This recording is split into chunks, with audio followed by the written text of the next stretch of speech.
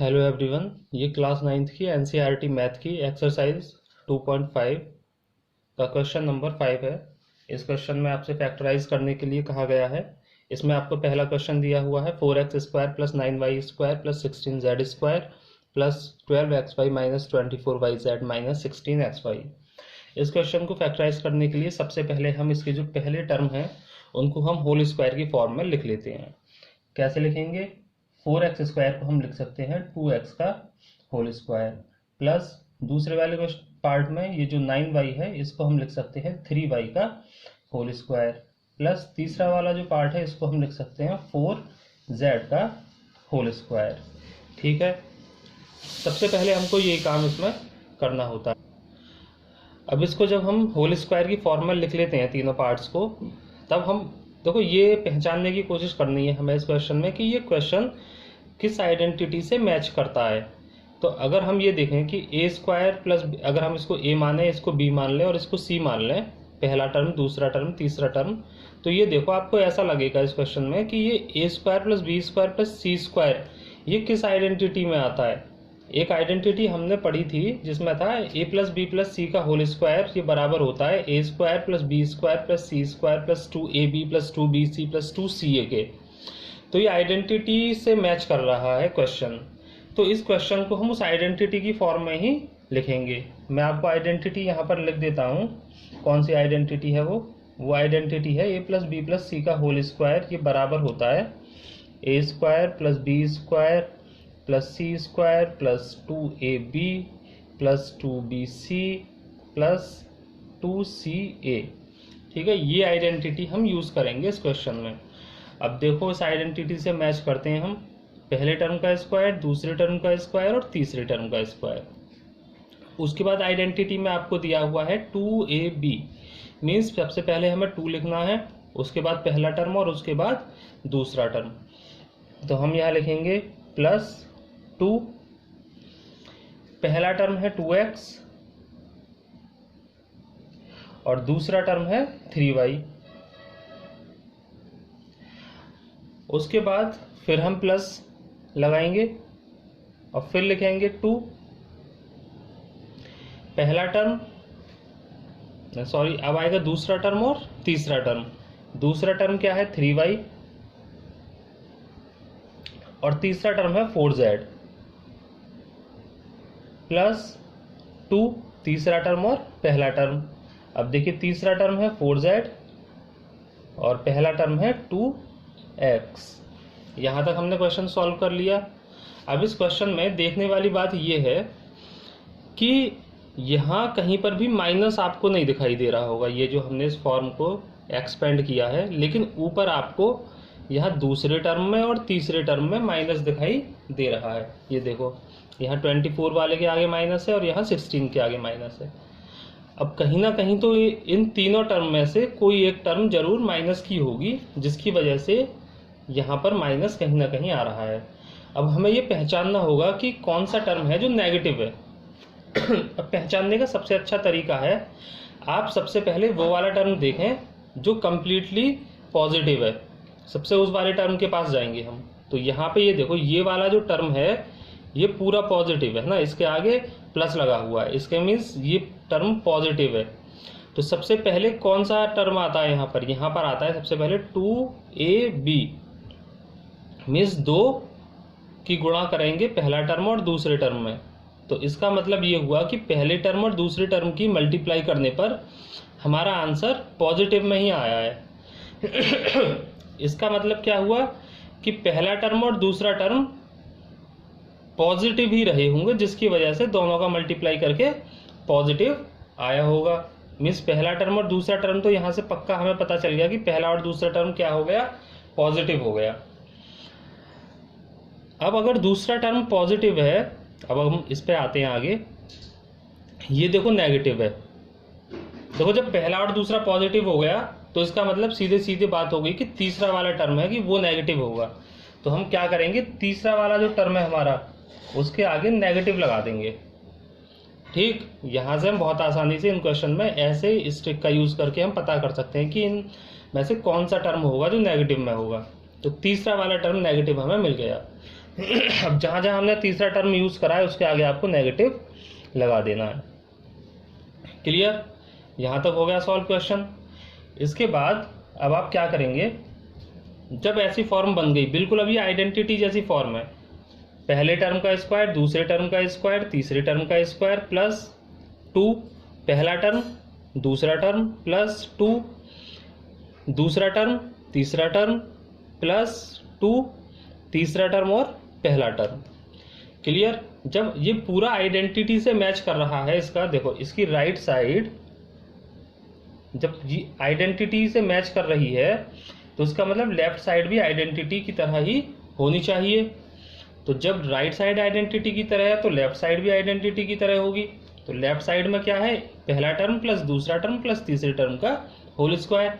तो इस क्वेश्चन को हम पहला टर्म 2x है प्लस दूसरा टर्म 3y है प्लस तीसरा टर्म -4z है, इसको लिख के इसका पूरे का होल स्क्वायर, तो पूरे का होल स्क्वायर हमने कर दिया।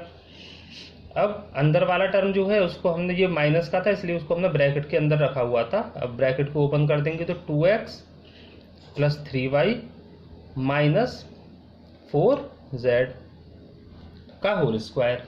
अब क्योंकि इसके ऊपर होल स्क्वायर है तो इसको हम 2 बार लिख सकते हैं, इस पूरे ब्रैकेट को। कितनी बार लिख सकते हैं, क्योंकि होल स्क्वायर है तो 2 बार लिखा जा सकता है।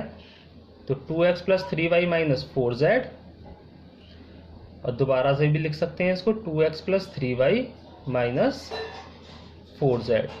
तो ये इसके फैक्टर हो गए, इसके ये 2 फैक्टर हमें मिल गए। तो ये क्वेश्चन था। ऐसे क्वेश्चन जब भी जिसमें आपको पहले 3 टर्म में स्क्वायर दिखाई दे जाए तो समझ लो कि यही वाली आइडेंटिटी है जो यूज हो रही होगी इसमें। इस क्वेश्चन को एक बार और हम देख लेते हैं क्या क्या चीज़ें और ध्यान देने वाली हैं। सबसे पहले तो हमें ये देखना है कि कौन से टर्म पॉजिटिव है कौन से नेगेटिव। तो जो आपको पॉजिटिव मिल जाए टर्म, उसी टर्म के आधार पे हम पता कर सकते हैं कि कौन कौन से पॉजिटिव है और कौन से नेगेटिव टर्म होते हैं। दूसरा, आप जब इनकी मल्टीप्लाई करोगे तो ये वाला टर्म वापस से आपको मिल जाएगा। देखो 2 2 = 4, 4 3 = 12, 12 मिल गया। एक्स का वाई में मल्टीप्लाई तो एक्स वाई, 2 3 = 6, 6 4 = 24, माइनस का है ना तो देखो -24, और वाई जेड। ऐसे ही 2 4 = 8, 8 2 = 16, माइनस का है तो माइनस के 16, और एक्स और जेड, एक्स जेड। तो ऐसे आप इसको रिवर्स चेक कर सकते हैं कि हमारा क्वेश्चन ठीक हो रहा है या नहीं।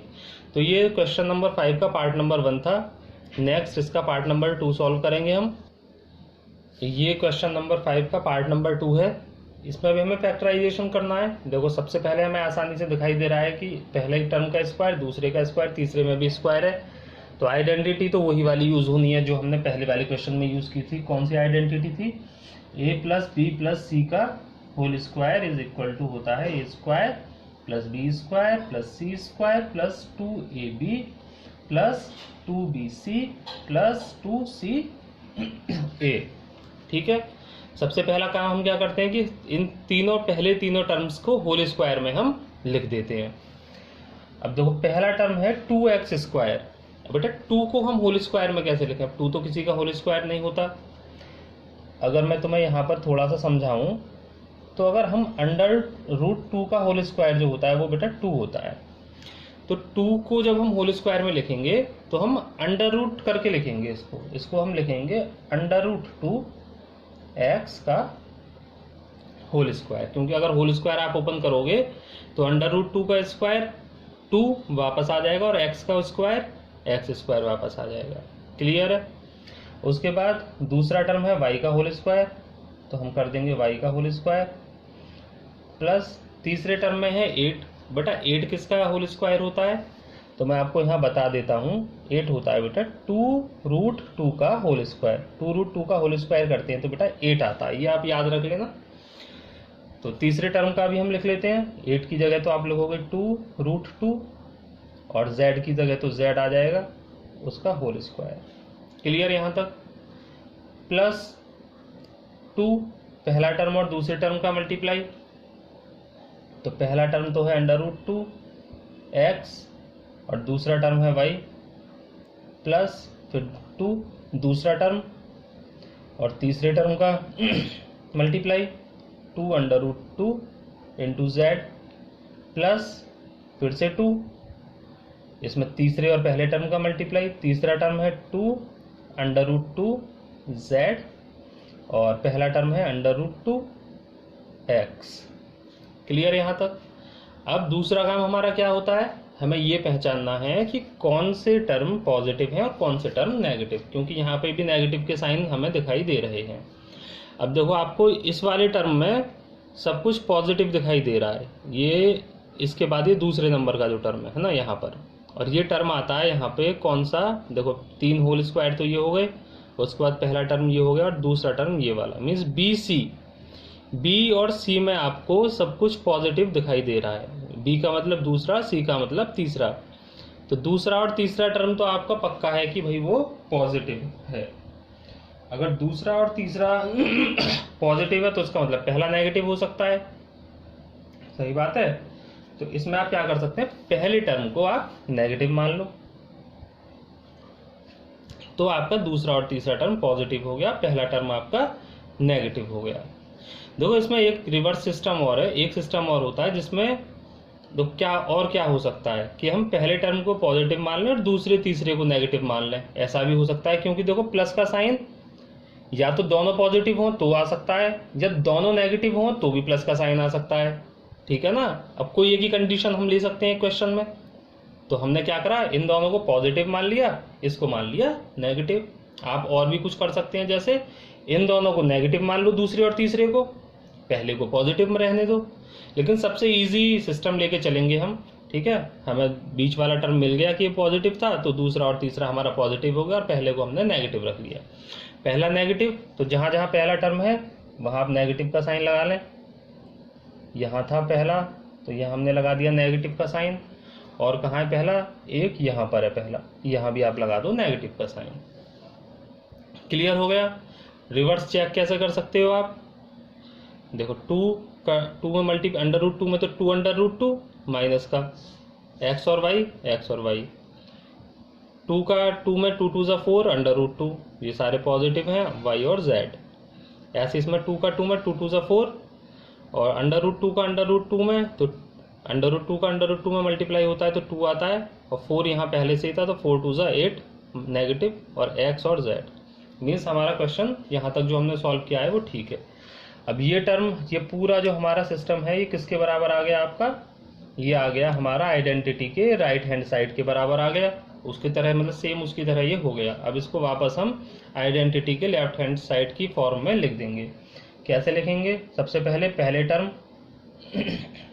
पहला टर्म क्या है, √2 x पहला टर्म, प्लस फिर दूसरा टर्म है y, प्लस तीसरा टर्म है 2√2 और z भी है इसके साथ में 2√2z, इसका होल स्क्वायर। अब अंदर वालों का ब्रैकेट खुल लो, क्योंकि ये नेगेटिव है तो ये तो नेगेटिव का √2x हो जाएगा, प्लस y हो जाएगा, प्लस ये 2√2 और z। तो ये हो गया आपका कंप्लीट।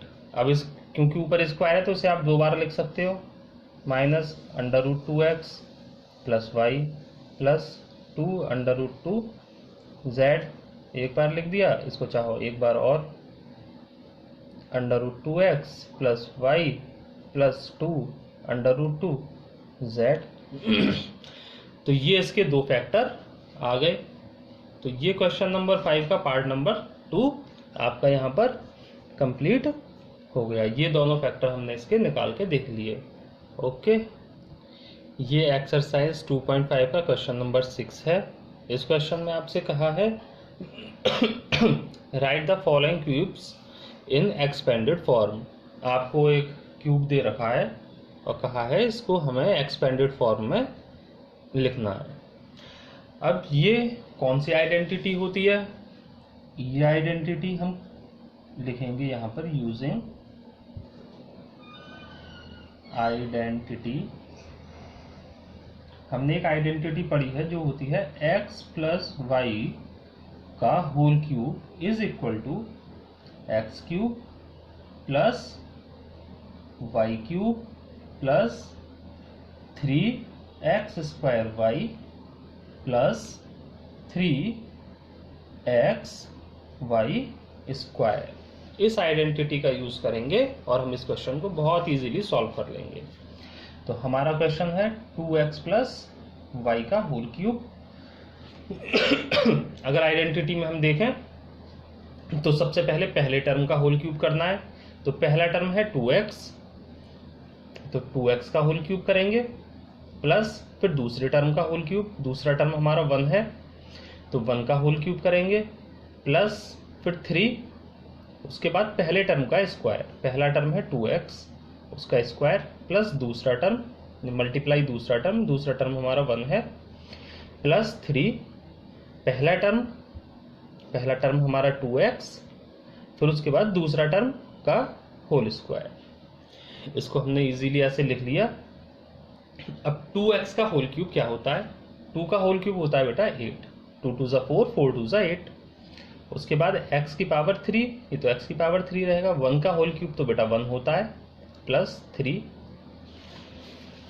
2 का स्क्वायर होता है बेटा 4, तो ये हो जाएगा 4, x का स्क्वायर x²। बेटा मध्य में मल्टीप्लाई कर लो तो कोई चेंज नहीं आएगा, चाहे इसको 3 1 ज़ा 3 हमने मान लिया, ऐसे कर लो प्लस 3, ये 2x और बेटा 1 का स्क्वायर तो 1 ही रहता है। ये हो गया 8x की पावर 3 प्लस 1 प्लस 3 4 ज़ा 12 x² प्लस 3 2 ज़ा 6, 6 1 ज़ा 6 और बेटा x। इसके बाद अब इसको हम लिख लेते हैं स्टैंडर्ड फॉर्म में, मीन्स हाईएस्ट पावर सबसे पहले लिखी जाती है, उसके बाद उससे कम वाली पावर, उसके बाद उससे कम, उसके बाद ये। तो ये आपका क्वेश्चन नंबर 1 था, जिसको हमने x प्लस वाई की होल क्यूब की आइडेंटिटी की हेल्प से सॉल्व कर लिया। अब इसका नेक्स्ट पार्ट नंबर 2 करेंगे हम। ये इसका दूसरा पार्ट है क्वेश्चन 6 का, जिसमें आपको दिया हुआ है 2a माइनस 3b का होल क्यूब। अब इसमें जो आइडेंटिटी होगी वो माइनस वाली यूज होगी। अब माइनस वाली आइडेंटिटी कौन सी है वो मैं यहाँ पर लिख देता हूँ।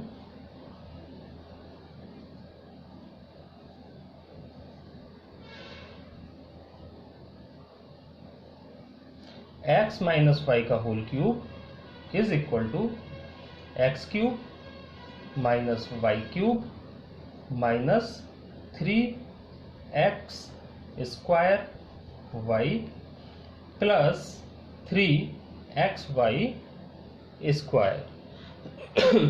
तो ये आइडेंटिटी इसमें यूज होगी। आइडेंटिटी तो देखो हमें याद करनी ही पड़ेगी। माइनस वाली आइडेंटिटी में देखो बीच के 2 टर्म माइनस के हैं और पहला और लास्ट का टर्म प्लस का है, means x³ minus y³ minus 3x² plus 3xy²। Clear? अब हम क्वेश्चन सॉल्व करेंगे वही इजीली। ये तो पहला टर्म 2a है हमारा, दूसरा टर्म हमारा 3b है, इसका होल क्यूब करना है हमें। क्या करेंगे? सबसे पहले पहले टर्म का होल क्यूब, पहला टर्म है आपका 2a, इसका होल क्यूब माइनस फिर दूसरे टर्म का होल क्यूब, दूसरा टर्म है आपका 3b का होल क्यूब करेंगे।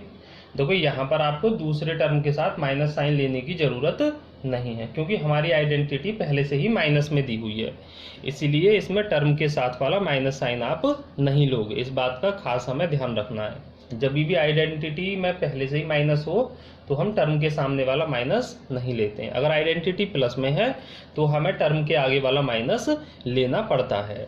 क्लियर? तो ये हो गया 3b का होल क्यूब माइनस 3 पहले टर्म का स्क्वायर, पहला टर्म 2a का स्क्वायर, दूसरा टर्म है 3b प्लस 3 पहला टर्म 2a और दूसरा टर्म 3b, इसका होल स्क्वायर।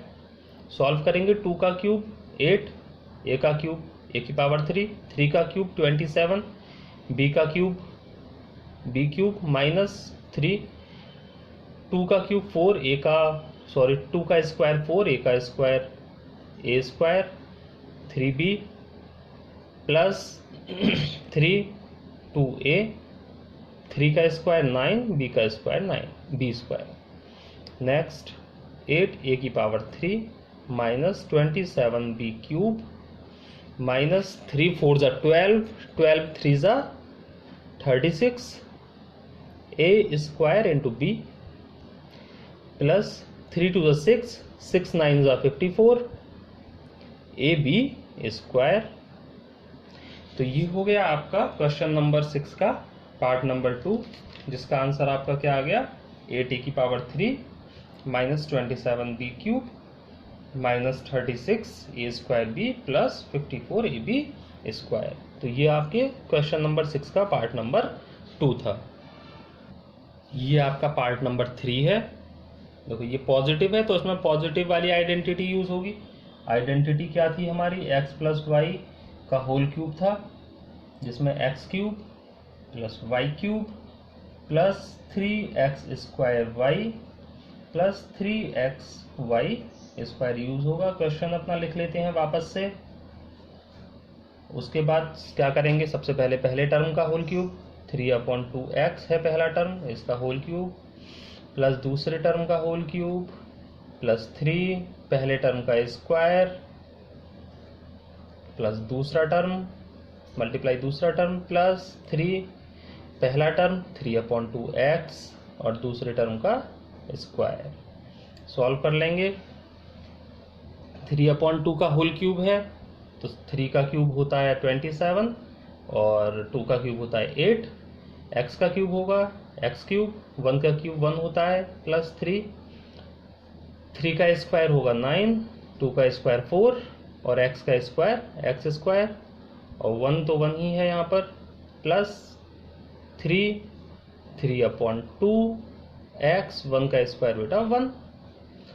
फर्दर सॉल्व करेंगे 27/8 x का क्यूब प्लस 1, 3 9 ज़ा 27 अपॉन 4 x², 1 भी इसमें मल्टीप्लाई होकर डिसॉल्व हो गया प्लस 3 3 ज़ा 9, 9 1 ज़ा 9 तो 9/2 x। अब इसको लिख लो स्टैंडर्ड फॉर्म में 27/8 x³ plus 27/4 x² plus 9/2 x plus 1। तो ये आपके क्वेश्चन नंबर 6 का पार्ट नंबर 3 हो गया, जिसका आंसर हो गया 27/8 x³ plus 27/4 x² plus 9/2 x plus 1। अब इसका लास्ट पार्ट, फोर्थ पार्ट बचा हुआ है, उसे भी अभी करते हैं। ये इसका पार्ट नंबर 4 है। देखो ये नेगेटिव साइन है इसमें, तो इसमें हम दूसरी वाली आइडेंटिटी यूज करेंगे जो नेगेटिव में थी। कौन सी आइडेंटिटी थी, x माइनस वाई का होल क्यूब वाली, जिसमें x³ minus y³ minus 3x² plus 3xy²। बीच के दोनों टर्म नेगेटिव और पहले और लास्ट के टर्म पॉजिटिव होते हैं। अब जल्दी से सॉल्व कर लेंगे इसको 2/3y। अब आपको समझ आ गया होगा कैसे सॉल्व करते हैं। पहले टर्म का क्यूब, पहला टर्म x है हमारा, दूसरा टर्म है 2/3y, तो दूसरे टर्म का क्यूब माइनस 3 पहले टर्म का स्क्वायर और दूसरा टर्म प्लस 3 और यहाँ पर आएगा पहला टर्म और फिर उसके बाद आएगा दूसरे टर्म का स्क्वायर। क्लियर। अब इसे सॉल्व कर लेंगे। x³ माइनस 2 का क्यूब बेटा 8 होता है और 3 का क्यूब 27, y का क्यूब तो y³ होता है minus x² 2/3y plus 3x, 2 का स्क्वायर 4, 3 का स्क्वायर 9 y²। फर्दर सॉल्व करेंगे x³ माइनस 8/27 y³ माइनस, देखो 3 का मल्टीप्लाई 2 में, या फिर ऐसा करते हैं 3 से 3 को कैंसिल कर देते हैं। ये न्यूमरेटर का 3 है, ये डिनोमिनेटर का 3 है, तो यहाँ केवल 2 बचा, 2 और बचा आपका x² प्लस यहाँ भी आप 3 से 9 को कैंसिल कर सकते हो 3 टाइम्स, तो यहाँ बचेगा 4/3x और बेटा y²। तो ये आपका लास्ट पार्ट था क्वेश्चन नंबर 6 का, जिसका आंसर आपका आया x³ minus 8/27y³ minus 2x² plus 4/3xy²। तो इस वीडियो में हमने एक्सरसाइज 2.5 के क्वेश्चन नंबर 5 और क्वेश्चन नंबर 6 को सॉल्व किया है। अगर आपको वीडियो अच्छा लगा हो तो वीडियो को लाइक करें, चैनल को सब्सक्राइब करें और शेयर भी करें। Thank you.